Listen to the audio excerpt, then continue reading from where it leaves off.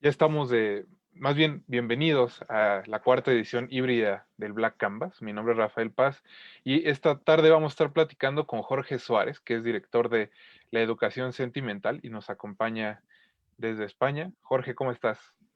Muy bien, soy Jorge Juárez, con J, Juárez, ¿no? Sí, perdón, sí, sí, sí. como la ciudad allí. Ahora sí que me No traicionó te- el cerebro. Muy bien, no te preocupes, tranquilo. Era por Eh, ser más preciso. Bueno, Jorge, antes de empezar, creo que debería de leer la sinopsis de la película para que aquellos Ujú. que no la han tenido oportunidad de ver sepan de qué vamos a hablar. Y dice así, La educación sentimental es una película melancólica. Jorge Juárez no puede ver una cuna sin pensar en una tumba. Piensa que la belleza duele. Y por eso le duele el primer amor y no el último.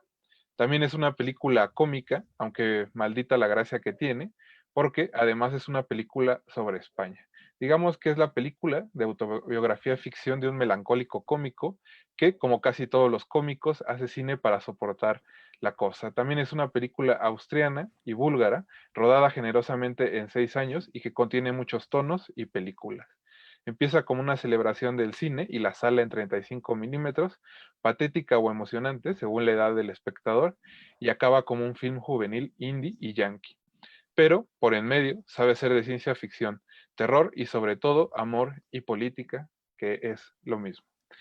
Jorge, creo que es una sinopsis que engloba muy bien la película, porque es una película que, aunque creo que muchos dirían que es un diario, en realidad muta muchas cosas, ¿no? Y regresa y cambia.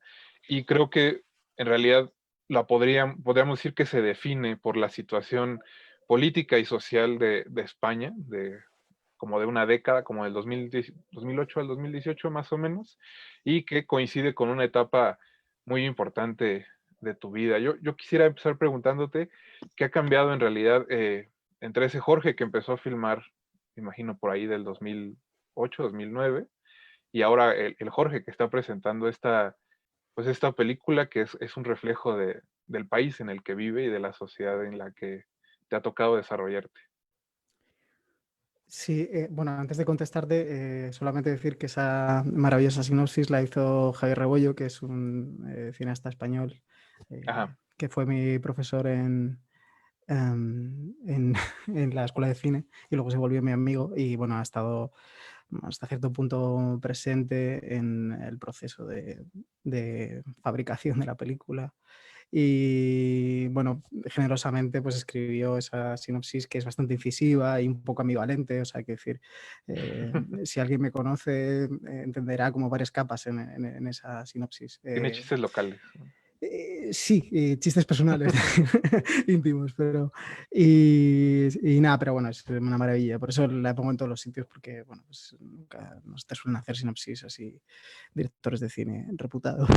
Entonces, ¿qué ha cambiado desde el punto de vista Del cineasta, anímico, del amante del material? cine. Bueno, si nos tenemos que poner en términos materialistas, ha cambiado que tengo trabajo. Eso es un salto cualitativo y es un cambio, un giro copernicano en realidad en mi vida. O sea, porque básicamente puedo pagarme las facturas, no vivir con mis padres y pues sí, o sea, básicamente pues no estar un poco sometido a esas fricciones y vaivenes de lo que es el núcleo familiar y sobre todo lo que es la precariedad, ¿no? Bueno, o sea, Ujú. sigo instalado en cierta precariedad, pero ya es diferente. Entonces, es diferente, ¿no? O sea, vamos, ese es el giro fundamental. Y desde el punto de vista personal, anímico, no sé, diría que sigo teniendo los mismos miedos y con respecto al futuro y el mismo como terror hacia casi todo. Entonces, no, No, no sé bueno, cómo. creo que no eres el único. Me llama Sí. mucho la atención que la película se detona por una crisis, ¿no? Una crisis personal, en tu caso, y también una crisis económica fuerte en España y en el mundo. Y ahora que viene el estreno, bueno, hay otra crisis que también en la que estamos metidos todos. Entonces Sí, sí, sí. no sé qué piensas de eso, porque digo, no sé cómo sea en España. Imagino que no debe ser tan distinto en México y somos más o menos de la misma edad. Acá en México en realidad no tengo noción de que en algún momento no hayamos estado en crisis o de que estas no se han Sí. ido acrecentando con los años. Entonces, pues no sé si nos puedas también hablar un poco de eso que vivimos. Sí, yo siempre pienso en los argentinos, cuando en mis amigos argentinos, siempre que se les pregunta, o sea, quiero decir que básicamente ellos entienden su historia reciente como una concatenación de crisis Ujú, política, económica y en general puede que ocurra en otros países de Latinoamérica, no sé exactamente si en México es así, pero vamos, en España estamos instalados, o sea, apenas estamos saliendo de una crisis económica en 2000, aproximadamente en 2016, aunque realmente la crisis de facto duró 10 años, o sea, no, es una gran crisis económica con varias crisis dentro, por así decirlo, ujú, financiera por un lado, especulativa, y la sensación es que no habíamos terminado de salir porque seguía habiendo como niveles de paro altísimos, o niveles de precariedad, sobre todo en las generaciones como más jóvenes, y eso no, digamos que descendió de un modo muy, muy pequeño y las condiciones de vida pues obviamente fueron a peor. Entonces, ujú, bueno, hay una cosa que has dicho que es interesante, ¿no? O sea, yo cuando empecé a filmar, o sea, empecé a filmar porque había ido a la escuela de cine, a ujú, la escuela de cine oficial, y entré en 2000, no sé si 2010 o 2011, fueron 3 años. Y teníamos la expectativa todos de que, bueno, que, o sea, como era un sitio, vamos a llamar de élite, por así decirlo, o sea, en el sentido en el que es un sitio que la sensación que podías llegar a tener era que podías encajar al mercado laboral, pero cuando salí de ahí, que era 2013, digamos que el mercado estaba aún más roto todavía que en 2008, 2009, el mercado laboral, todo, es imposible, era muy difícil trabajar en el cine. ujú, Y solo algunos escogidos podían, o en el cine o en cualquier otra cosa, ¿no? Y entonces, bueno, pues pensé que, bueno, o sea, como que la situación era tan cruda que eh, a pesar de que a lo mejor no tuviera como talento para filmar o simplemente con poner la cámara en determinados acontecimientos sociales, culturales o, mi pri- o sea, mis vivencias, ujú. o sea, ya estaba contando un momento como relevante en la historia del país. O sea, y entonces, claro, yo creo que la peli tiene eso, ¿no? Que desde lo íntimo va, pues eso, a lo macro, a lo histórico, macro político, no sé cómo explicarlo, no sé, Ujú. desde lo íntimo ir. Se trataba un poco de contar la historia de España en la historia de mi vida y de mi familia. Esa es la idea, pero no sé si se ha conseguido. Yo creo que sí, la película me recordó mucho a un libro de Javier Cercas que se llama Anatomía de un instante, Hostia, qué bueno. que, o sea, él narra, ¿no? Un golpe militar, que creo que fue en el 81 si no me Sí, equivoco, en 81, sí. y él usa ese momento, ¿no? Como para analizar no solo su vida personal, sino la relación fracturada que tiene con su padre y cómo ese momento de España en realidad separa, ¿no? Fuertemente a dos generaciones. Creo que, eh, no sé si tú lo hiciste de manera consciente o intuitiva. Sabes que eso al final no se sabe muy bien. Mm, Yo intuyo que es, o sea, que en el proceso es una película que se ha sacado adelante en el proceso de montaje. Yo la filmé sin mucho criterio, algunos dirán que con razón, pero y luego monté, ¿no? Entonces yo creo que ese libro de Javier Cercas tiene mucho de edición, tiene mucho de, ujú, sí, como de análisis de un instante concreto y sobre todo tiene mucho de impugnación de un pasado reciente y algo que me parece como muy interesante que acabas de decir y que yo hablaba el otro día con una amiga y es lo que tiene ese libro de como de impugnación a el relato de los padres.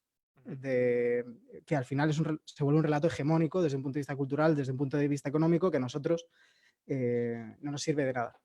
O nos sirve de poco o tenemos que reformularlo de alguna forma. Y eso esa es la... joder, me ha parecido increíble que saques esa cita. Me acuerdo mucho cómo le llaman a Suárez en ese, eh, por su transvestismo político, por sí, sí. esa forma como de adaptarse un poco al sol que más calienta, le llaman chisgarabisto todo el rato. Es un libro muy emocionante. Sí, Bueno, sí. a mí me lo pareció muy emocionante. Sí, entonces sí, completamente. El relato está completamente impregnado de esa especie de guerra que es Ujú. generacional, ¿no? O sea, básicamente entre la generación de mis padres y varias generaciones en torno a la generación de mis padres, antes y después, y nuestra generación. Que sí, sí, perdón. No, no, no, no, leía también en algunas entrevistas que referías que más bien la película, en lugar de tener referentes cinematográficos, ¿no? Al final, en su esquema más básico, es una película diario, es un diario que se vuelve documental sobre tu vida, y que en realidad tus referencias habían sido, por lo mismo, más literarios que cinematográficos. No sé si pues, nos puedas expandir un poco sobre ese punto. Sí, esto tiene que ver con una especie de proceso como vital que no entiendo demasiado bien y es que Ajá. en los últimos años empezado, o sea, vi cine de modo como muy compulsivo durante toda desde los, yo qué sé, desde los 16 hasta los 28 o 30 años y a partir de Ujú. ese momento hubo una especie de agotamiento, no sé si tiene que ver también un poco por cómo Internet, cómo está reformulando la dimensión de. Sí, o sea, del propio del formato cinematográfico, de la duración del artefacto, no sé, fílmico, no sé cómo explicarlo. El caso es Ajá. que como que hay como hay como que empiezo a tener como poca paciencia, ¿no? Para el cine, entonces veo menos cine y veo como cosas más escogidas, pero en cambio es como que se han multiplicado exponencialmente los libros que leo. Entonces, bueno, siempre he estado como muy interesado en los libros los diarios. Entonces, bueno, no sé, yo fundamentalmente creo que el oficio de vivir de Pavés se me viene a la cabeza, ahí tengo los diarios de Montaigne, Ujú. eh, un autor argentino que fue como muy capital, que es Ricardo Piglia, yo creo que ese ha sido como el gran, como la gran lectura. Referente. Ajá. Sí, yo creo que sí. O sea, aunque luego todos esos referentes que estoy citando están en el libro de Piglia, con lo cual, o sea, quiero decir que al final he llegado a ellos por Piglia, pero también los diarios de Jonas Mekas, joder, es que tengo por ahí un montón, ¿no? Lo que me interesaba pues de esos libros es, bueno, Kafka, Schnitzler, es que hay miles, pues me interesaba muchísimo esa cosa que tiene el diario, que no, bueno, lo mencionaba en la entrevista con Carlos Osilla, que, bueno, pues que es una cosa como mucho más bruta, pero más descuidada. Ujú. O sea, más descuidada y por lo tanto más interesante porque, claro, ahí aparece Más todo, ¿no? honesta, ¿no? Sí, aparece todo el impulso sin filtrar. Hombre, imagino que hombre, estoy convencido que Piglia ha reeditado todo lo que escribió y todo. Supongo que habrá cambiado nombres y todo este tema, ¿no? Pero quiero decir, lo esencial es que aparecen dibujados en esos diarios los personajes que luego van a tener. Si tú ves después en Kafka lo veo clarísimo. En los diarios de Kafka está como muy claro cuando está a punto de acometer la escritura del proceso, por ejemplo. O sea, se nota, Ujú. ¿no? O sea, es que por los temas, por las citas, o sea, en esos diarios está ya toda su literatura, digamos, ensayada o, bueno, como un intento de lo que luego después se va a desarrollar ya como más elaboradamente en la ficción bueno, o en el libro en sí. Creo que esto es interesante porque, como dices, la literatura de diario es bastante honesta, aun cuando esté como muy editada, ¿no? O muy revisada. Y creo que sucede algo muy similar con un diario documental, porque al final tus recuerdos, ¿no? O los momentos que lograste capturar con la cámara, en realidad dejan de ser en realidad para transformarse en algo más, ¿no? Una especie como de ficción, un recuerdo que en realidad ya no es 100% real y se va transformando en otras cosas. Sí, es que eso, o sea, digamos que el tipo de cine que a lo mejor o hago yo, digamos a la tradición que pertenezco, Ujú. por ejemplo, en estos momentos en España está como metido en una dinámica, es que si tú, por ejemplo, quieres hacer una película con ayudas, te tienes que meter en un ciclo larguísimo Ujú. de 4 o 5 años, obtener ayudas, que entren productores, coproducciones, bueno, entonces, bueno, la sensación es que esa pulsión iniciática de por qué filmas, por qué escribes, que está como muy atada a la experiencia inmediata, joder, se va desdibujando. Ya me hay cosas en la peli esta que ya no me interesan, ¿no? Que no, o no es que no me interesen, o sea, me interesan un poco en el fondo, pero no trataría del mismo modo, ¿no? Pero como testimonio de ese momento es valioso y creo que le da sentido a todo, ¿no? O sea, quiero decirle como testimonio histórico, por supuesto, pero también como procedimiento, como diríamos, de escritura, ¿no? Creo que es importante como no darle como una importancia como sacralizar, ¿no? O sea, quiero decir, a veces es esta cosa del rubato, ¿no? De que, aunque tenga imperfecciones, es valioso independientemente de sus errores o de por lo que, por lo que de testimonio histórico tiene. No sé si me explico. Sí, sí, sí, claro. No, y aparte me parece normal que, o sea, los periodos, por lo que dices, de producción de cine en España son muy parecidos a los mexicanos, entonces, Ujú. en realidad todas las películas mutan, ¿no? Tienen una idea primigenia y que para Sí, cuando llegan a pantalla, en realidad son otras cosas porque intervienen, como dices, ¿no? Instituciones, productores, deseos personales, entonces creo que me parece muy normal esta mutación y que al mismo tiempo logres como tratar de conservar esos impulsos, pues yo diría juveniles, que se van quitando con la edad, ¿no? sí, hay quien diría que en realidad en ese proceso, pues en esa metamorfosis entre la idea y lo que acaba siendo, pues también está incorporado la vivencia de esos años y que por lo tanto, Ujú.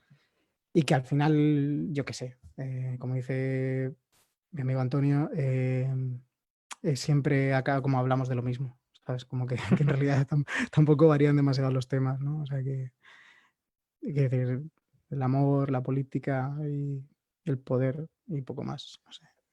Lo No que sé. nos permite hablar todos los días. También, Jorge, hay otro tema que se introduce en la película que es como el fin del cine, que es más bien como el fin de una etapa del cine en específico. Está representado por un proyeccionista que está a punto, ¿no? Digamos, el cine en el que trabaja está a punto de cambiar a digital y su trabajo va a ser, pues va a dejar de ser necesario, ¿no? Y en algún punto de la película hablas de cómo, en cuanto llega a la computadora, él en realidad unos meses después decide jubilarse porque especulas, ¿no? Deja de estar interesado en su trabajo, no, no interesado, sino que más bien su trabajo deja de tener sentido porque ahora lo hace una máquina. Eh, me llama un poco la atención porque creo que desde que se inventó el cine se viene anunciando que el cine ha muerto, ¿no? Es común que cada año en el Festival de Cannes alguien diga, el cine murió este año, y que se vuelva esta especie como de cantaleta que creo que deja de tener significado. Pero justo creo que la película aborda una transición interesante y que se ha venido a radicalizar en los últimos pues 2 años y sobre todo ahora en la pandemia, que, ¿no? Que es muy difícil ir a una sala de cine y que pues nos ha forzado a revalorar el poder ver películas en casa o el poder ver películas en la pantalla. Entonces no sé, pues qué pienses justo de ese cambio. Bueno, es que, a ver, en realidad Creo que esto dije muchas del... cosas. No, no, no, no, no, no, pero es que en realidad me estoy dando cuenta que eso que dije en la presentación para un festival del fin del cine, al final era una especie de señuelo como para nostálgicos o fetichistas Ujú. del Sí, celuloide. justo. No, no, yo creo que, que eso es un debate como que no es interesante. O sea, el cine obviamente no, ni está muerto, ni se ha muerto, ni, o sea, en la medida en la que no se ha muerto la imagen en movimiento, en la medida en lo que ni siquiera creo que se haya muerto porque han desaparecido las pantallas de cine y esa especie de espacio íntimo que se crea dentro y como Ujú. comunitario que se crea en una pantalla de cine. O sea, creo que puedes establecer un vínculo de intimidad con el material independientemente, o sea, a través de una pantalla y independientemente de donde estés. Sé que esto es como que hay mucha gente que no lo comparte, incluso no sé si yo mismo lo comparto, aunque creo que sí. Eh, pero sí, o sea, quiero decir, no sé, la verdad es que es un medio para contar otra historia. Y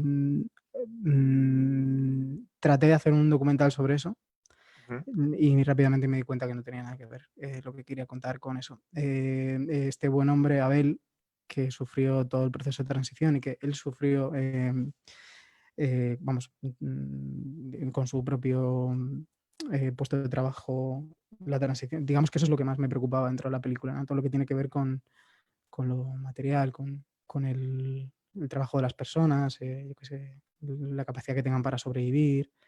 Eh, y no, o sea, quiero decir, la metáfora es muy obvia, ¿no? Es que parece como un apólogo moral al final, ¿no? Es el final del cine, el final de una relación. Bueno, me sentía como en un deber de cerrar de alguna forma el el ciclo. círculo, como para decir como que en realidad nada se acaba, ni siquiera esa relación se acaba, ¿no? O sea, que ni siquiera, o sea, quiero decir, la propia relación que se cuenta se acaba. O sea, es que las Sí, sí, cosas no se sí. acaban, ¿no? O sea, no, es como sin fin, ¿sabes? Pues un poco lo mismo, ¿no? Sí, es que Y creo que la transición ha sido interesante porque, como bien dices, hay cierto fetichismo hacia el celuloide, ujú, hacia la sala, ujú, hacia la misma conversación cinematográfica, ¿no? Que antes estaba muy reducida, digamos, al papel o al experto y que gracias a las herramientas del Internet se ha ampliado y se ha democratizado. No sé si eso signifique que se hace mejor análisis de cine o en el caso de llevar el cine al digital y de poder producir más cine porque es digital, pues sí, ujú. eso ha significado pues una mejora, ¿no? De los contenidos, no sé. Sabes que no lo sé porque no sé, o sea, por ejemplo, no sé cuánto costaba en los 90 o en los 80 comprar celuloide 16 milímetros, una cámara Ajá. y filmar de forma más o menos, o sea, amateur o como lo he filmado yo. No sé si era más o menos caro de lo que... O sea, yo creo que sí que había como una especie de obstáculo como diría, como metodológico, tecnológico, entre, o sea, para la gente normal. O sea, entonces, coger una cámara de 16 milímetros y ponerte a filmar, pues yo creo que implicaba como una serie de conocimientos o una dificultad a priori, ¿no?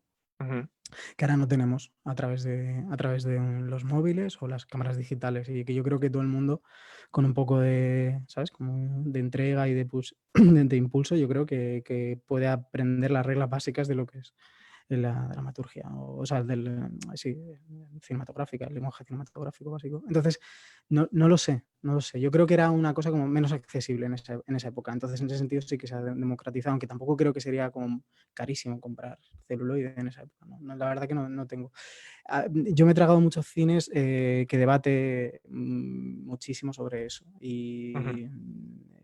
y con mucho gusto. O sea, que estoy pensando en Guerin ahora, en Tren de Sombras, ¿no? Es una película que está como muy pensada sobre esa idea. Pero yo creo que también un poco como reacción a eso, también como que yo tenía muchas ganas de comprarme una cámara y filmar en digital. Porque no sé, es como que no comparto emocionalmente esa especie de preocupación o nostalgia, ¿sabes? No, es como si hubiera nacido ya, soy millennial en ese sentido. O sea, No, me parece también normal porque, pues conforme avanzan las generaciones, cada vez hay más generaciones que no conocieron en realidad esa parte del cine, ¿no? Ya hay muchachillos allá afuera, incluyendo, me imagino, a los jurados jóvenes del Black Canvas, que en realidad no conciben la vida sin tener Netflix cerca, por ejemplo. claro. Y que yo que sé, que eso no es óbice para no conocer, ¿no? O sea, puedes ver las pelis de Stan Brakhage Ujú, en YouTube. en YouTube o yo qué sé, en sí, aunque no es lo mismo. Yo qué sé, algunos críticos me tirarían una piedra a la cabeza, pero bueno, y es como yo lo he visto, no he podido ver una sesión no he tenido la suerte de ver una sesión de 16 milímetros, o sea, de una sesión en celuloide de Stan Brakhage, por ejemplo, yo qué sé. eh, No, no sé. y creo que, como dices, engloba muy bien la idea al final del documental de cómo estas crisis nos forzan hasta cierto punto a madurar, ¿no? A crecer, a Mm, entendernos mejor a nosotros mismos, que creo que ese es al final el gran tema de la educación sentimental, que las cosas se pueden poner complicadas y van a estar complicadas, ¿no? Por el mismo mundo en el que vivimos, pero ujú. podemos aprovecharlas y ayudar a mejorarnos hasta cierto punto, creo. Sí, sí, ahí el problema es que casi siempre va a haber como una dimensión traumática con un momento vital, entonces como que vamos a estar casi siempre condenados a escribir o caer sobre esa Ujú, herida, ¿no? Como inicial o iniciática, que es...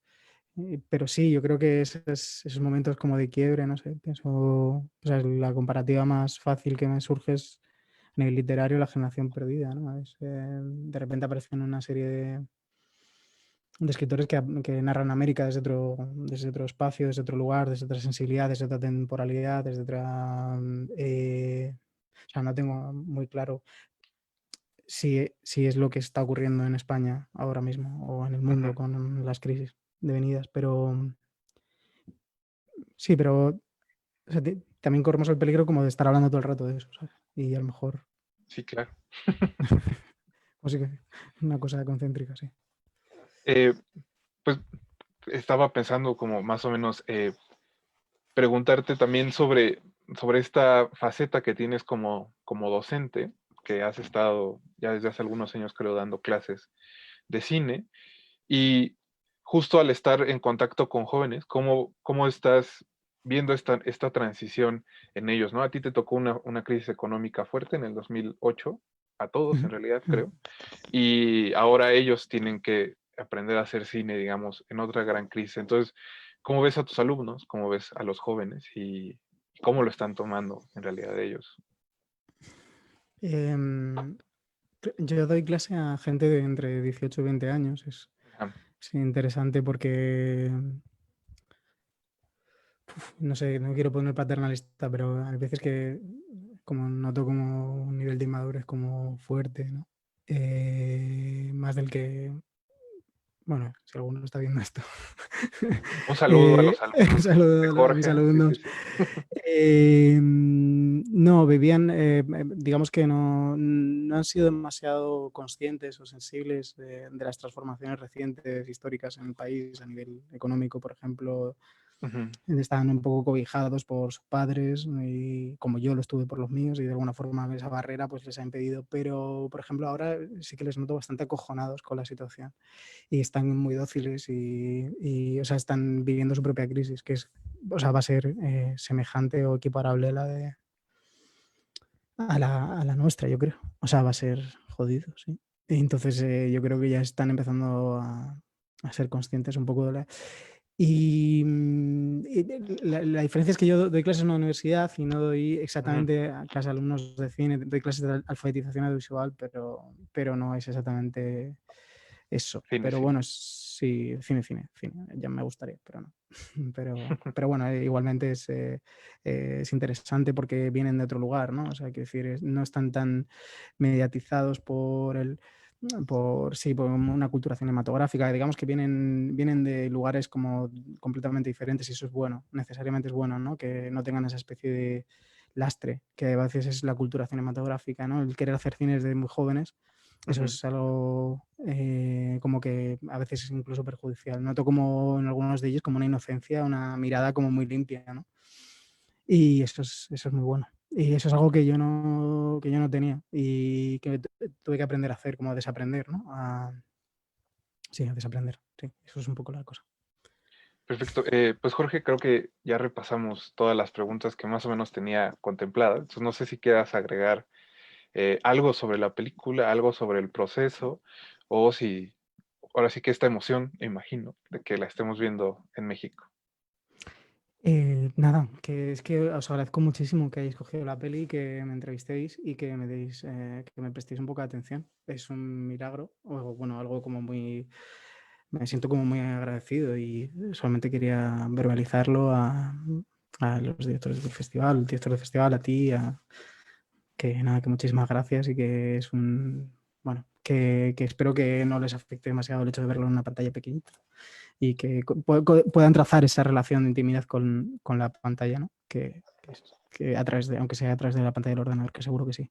Que se pongan cascos, es importante. Pasamos mucho tiempo ahí en la sala de edición, en el cine. Ahorita que estabas hablando, recordé un detalle interesante que creo que no había puesto en papel, pero también la película tiene un trabajo sonoro como muy detallista. Me refiero porque hay ocasiones en que estas tomas, ¿no? De la vida en general, digamos, hay una Ujú. secuencia que me quedó muy, muy guardada en que tú estás hablando de algo que creo que es importante y pasa un tractor, como en una siembra, y el Ujú. sonido del tractor va saturando poco a poco la imagen hasta que no se escucha lo que estás diciendo. Entonces, Sí, pues no sí. sé si nos puedes también contar un poco de cómo fue ese diseño de audio, que creo que las primeras veces que sucede en la película te agarra un poco en curva como espectador y que ya después se convierte en un leitmotiv tal vez dentro del mismo comentario. Sí, es como la voz, o sea, el sonido tapando la voz, pues una instancia represora, tapando, o sea, desde un punto de vista freudiano, tapando Ujú. a mi propia voz. Es mi padre callándome a mí. O sea, como mi familia, el peso de- de la familia ahí cayendo de pronto sobre como esta especie de, no sé, como mini ensayo o reflexión un poco pedantilla sobre lo que fue la crisis inmobiliaria y todo eso, ¿no? O sea, yo mismo me daba cuenta que eso un poco se caía. O sea, quiero decir que tenía sentido hasta cierto punto, ¿no? Y que esa noticia de periódico que yo iba leyendo, pues se agotaba, o sea, quiero decir que la información se volvía reiterativa y que se agotaba en sí misma, ¿no? Y entonces de repente se me ocurrió, ¿por qué no te callas, no? O sea, qué pesado, ¿no? Yo decía, qué pesado eres. Y Sí. entonces dije, vamos a subir el volumen, ¿no? Y que pase por encima. Yo lo veía como que la vida al final se impone, ¿sabes? Lo que está allá afuera Sí, también, es más sí, grande sí, que el bastante. discurso, es más grande como de Es, cualquier mu- pensamiento y la vida al final siempre se pone encima. es mucho mejor tu lectura que la mía. Es- como siempre Eh, pasa en las pelis. Sí. bueno, para eso las vemos. Jorge, pues muchas gracias por habernos acompañado de parte de todo la organización del cuarto Black Canvas. Muchas gracias por haberte conectado, por haber Eh, prestado tu película para el festival. Genial, muy bien. Pues muchísimas gracias a vosotros y nada, y que vaya bien y que brindo por el Black Canvas y por Eso. la película. Yo les recuerdo que todavía pueden ver La educación sentimental en Filmin Latino hoy hasta las 12 de la noche. Dura poco más de una hora, así que todavía tienen bastante oportunidad de echarle el ojo. Yo soy Rafael Paz. También le agradezco a todo el equipo de Black Canvas por la oportunidad de platicar con Jorge Juárez. Y pues seguiremos en esta cuarta edición híbrida. No se despeguen y recuerden checar horarios y programación en la página oficial del Black Canvas. Hasta luego. Muy bien, muchas gracias, Rafael. Chao. Hasta luego. Gracias, Jorge. Hasta